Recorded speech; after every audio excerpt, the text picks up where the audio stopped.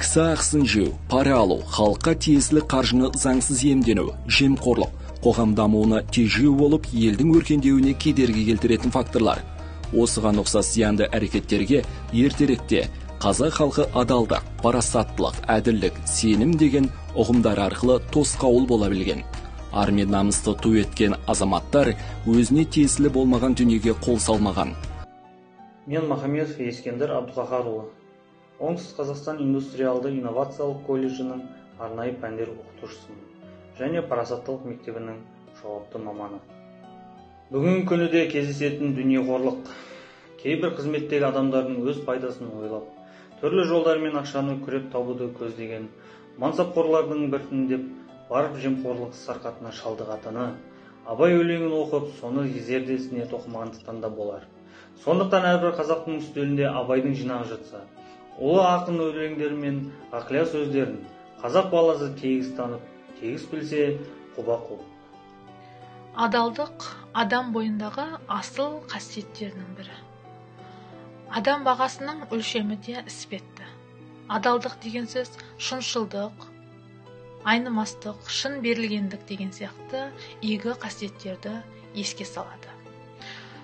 Қазақ пайымында адам бойындағы адалдық, пәктік, ар-ждан, жан тазалығы тәрізді тағы басқа асыл қасиеттерінің жиынтығынан тұрады. Көшпелі қазақтардың адамгершілік, адамдық қасиеттерінің тұлғасын кіршіксіз таза, мәрт болатындығы туралы шетелдік саяхатшылардың қолжазбалары мен күнделіктерінен де кездестіруге болады.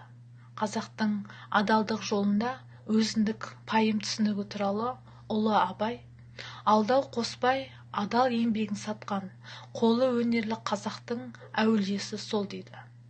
Адамгершілік ұжымдық ортада бойына сіңірген тәрбиесіне, біліміне, адал еңбектенуіне байланысты қалыптасып, жеке басы мен моральдық тұлғасын сипаттайды.